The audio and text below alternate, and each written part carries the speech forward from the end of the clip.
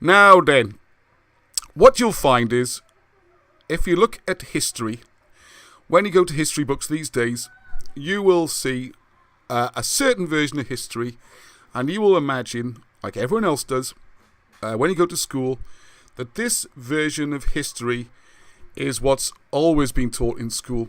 It's always been correct. What possibly can be the problem? People fall in love with this subject. People spend years and years and years learning it. They spend money going to university. They get jobs. They write books. They become famous. They become professors.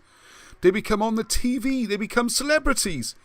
And then it turns out that actually what they've been saying might not be correct. In fact, it might be. It's a version of history that was invented, was coming up to 300 years now. It's quite a long time. So, as you can imagine, it's a bit of a shock to these people then to then be told that, hey, this is actually not proper British history you've been talking about, writing about, teaching about. This is something that was very much created round about 1714. So, hands up all those people who know what happened in 1714 that was so significant. Well, this is the period, as I'm sure you know, when this charming bunch started being brought onto the throne. There was a bit of a crisis of accession to the... You have to give the background, first of all, to the British throne, or the English throne. And the English throne, there'd been a problem with the Stuarts and Catholics. We had English Civil War, only been 50 years earlier. There was a lot of chaos.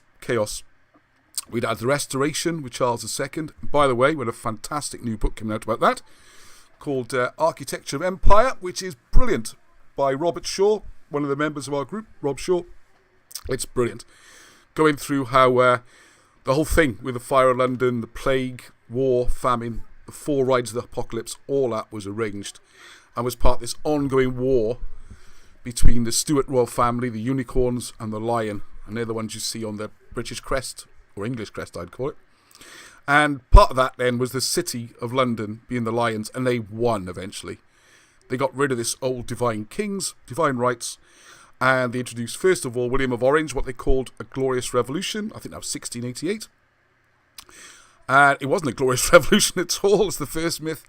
It was actually an invasion. It was a full-on invasion, like it turned up 20,000 troops, and they chased the incumbents out off the throne, and they got a Protestant puppet king who was very much at their whim, operates at their whim. So you got William and Anne. All right, that's when the king came in. Not really a real king and queen at all. Okay, that failed. It didn't fail, but they didn't have any heirs or to continue. So the scouting around started to find who's going to be the next kings of England. That the city, the people with the money, and the church, the Protestant church, could trust. And depends how you measure it, but you either went to the 37th in line or the 59th in line, depending on who you include, and it skipped over all these people. Nope. We're not going to go with any of those people.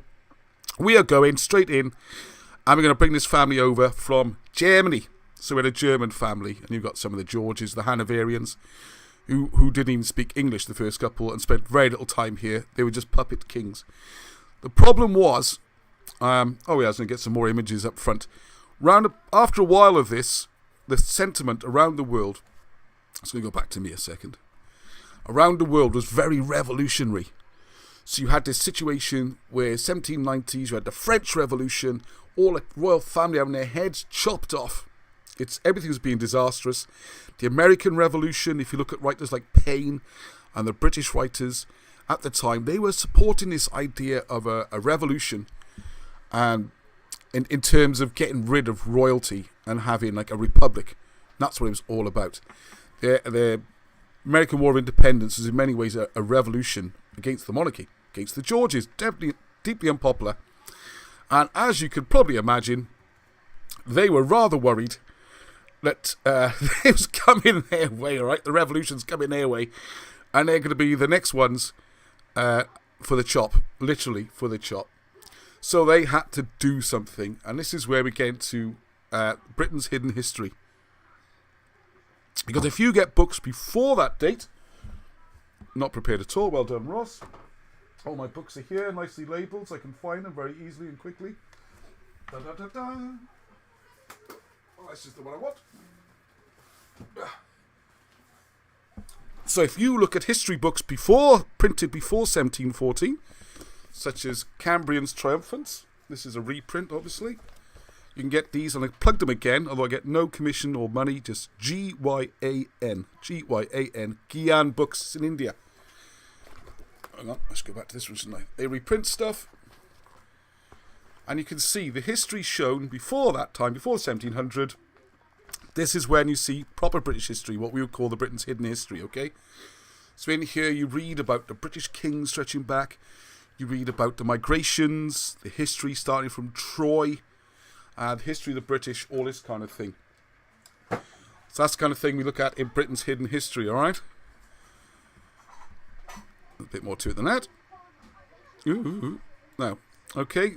Now, what happened? What did they do in Britain, alright? What did they do in Britain? Well, the first thing they did, and this picture amuses me because they actually look more British, because they look quite clean-shaven. But anyway, I just searched for a random picture of Saxons.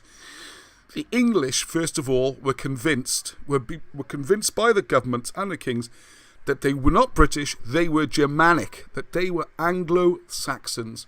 And this myth of this massive crushing invasion where these hordes and hordes and hordes of Germanic tribes came along, and the English are actually Germanics, which fits in, you see, because the Hanoverians, the Georges, they're Germanic as well.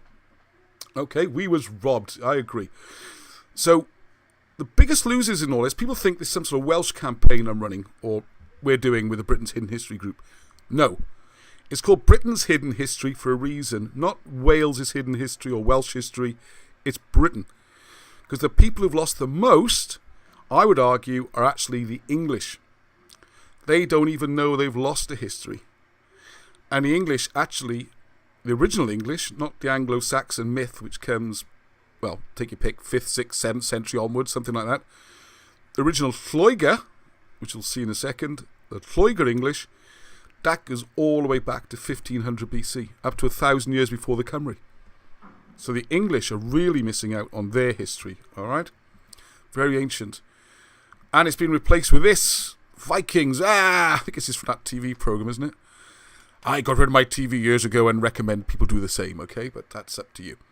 I think it's just kind of nonsense. People giving it all that and not worrying about helmets or getting shot in the face or the legs.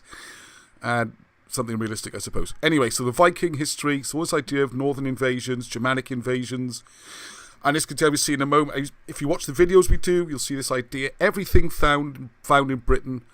If it's early, it's Roman.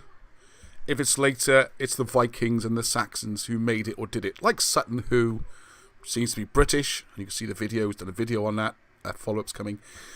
Any treasure, any buildings, any achievements, it's all foreign. The British apparently too stupid to do anything, even build roads or houses or castles, whereas the physical evidence is everywhere. They did all those things and much more to them. So I know this comes a bit of a shock here.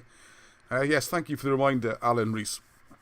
I'm trying to prepare people not to go into shock if this is the first time you've heard it, and to think, hang on, what are you on about? What is this nonsense? Switch off. Please, please, please bear with it. And for all our supporters and all the regular people, and I see a lot of the names logged in at the moment, is to try and be gentle. That's the best I can think of. We have to try and be gentle, understanding. There's no point in locking horns and getting into a row. Someone's been brought up, being told this their whole life. It's almost impossible. It takes a lot to suddenly say, wow, all that was wrong, let's start again. I mean, for me, the shock came a little bit backwards on... Yeah, well, a slight detour, but the story with what opened me up to all this, and I don't want to get into more modern things because this isn't what our subject, our channel, or our campaign, if you like, or our group is about. But I was taking my little boy, who's running around there now, about 11 years old. He's only about 4, so it's probably about 7 years ago I started on this, that's all. Before then, I was Mr. Straight, down the middle. I would take on anybody in a history quiz with a conventional quiz, right? Mastermind, whatever. I'd beat anybody on the conventional British history. And that's what I was brought up with. I love history. I'm a bit of a fanatic, right? My job is to be painting little soldiers, the whole thing. Now, one day, walking a little boy to school, he's a bright lad, Arnie, giving him a little potted history of the 20th century. And we've gone through World War One and the Treaty of Versailles and the reparations that Germany had to pay and its hyperinflation and, you know, the currency became nothing, the debased, and this how the economy was stuffed.